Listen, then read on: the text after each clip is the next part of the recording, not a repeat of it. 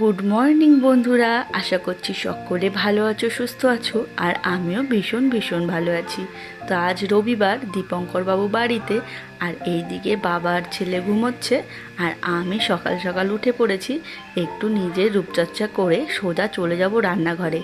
আর এই রবিবার দিন আসলেই একটু ছেলেকে সামলানোর জন্য সে থাকে, আর আমি ভাবি তার জন্য একটু ভালো কিছু টিফিন করার, কারণ এই একটা দিন তো সে বাড়ি থাকে। আর সে যেহেতু খেতে ভালোবাসে, আর আমি তাকে কোনো কিছু করে খাওয়াতে ভীষণ পছন্দ করি। তো এই যে রেডি হয়ে একেবারে সকাল সকাল নিচে চলে এসেছি, আর এইদিকে আমার গোপু সোনারাও ঘুমোচ্ছে। আজ ভাবলাম তার জন্য স্পেশাল কিছু করা যাক। তো এই যে ফ্রিজে রয়েছে মটরশুঁটি, আজ ভাবলাম মটরশুঁটির কচুরি বানিয়ে খাওয়াবো তাকে। আমার ছোট্ট দিহান যবে থেকে বাড়িতে এসছে, আমি আর সেইভাবে সুযোগ পাই না সকালবেলা ঘুম থেকে উঠে টিফিন করার। এইবার রান্নাটা চলুন শুরু করা যাক। এইদিকে আমি মটরশুঁটিটাকে একটু সেদ্ধ করে নিয়েছি। এইবার আমি পেস্ট করে নেব।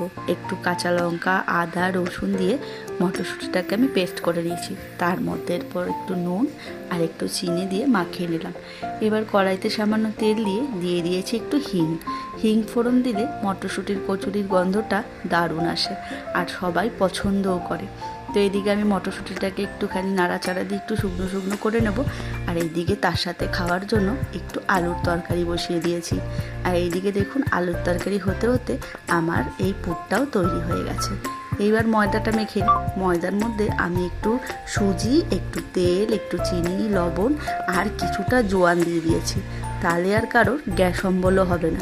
যেহেতু আমার বাড়িতে বয়স্ক শ্বশুর আছে, তার মানে সেও এই জিনিসটা খেতে পছন্দ করে, তাই আমি সব সময় এই কচুরি কিংবা লুচি টুচি করলে এর মধ্যে কিছুটা জোয়ান দিয়ে দিই।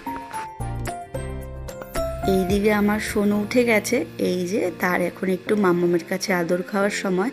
আর এই যে সে উঠে গেছে, তাকে একটু আমি খাইয়ে ঠাইয়ে নিয়েছি। এইবার আমি লুচিগুলো মানে কচুরিগুলো ভেজে নিয়েছি, আর সাথে আলুর তরকারিও রেডি। আমি বাবাকেও খেতে দিয়ে দিয়েছি, বাবা খেয়ে বেরিয়ে গেছে বাজার করতে। এইবার দীপঙ্কর বাবুর খাবার পালা। তো আজকের মতন ভিডিওটা বন্ধুরা এখানেই শেষ করছি। Bye bye.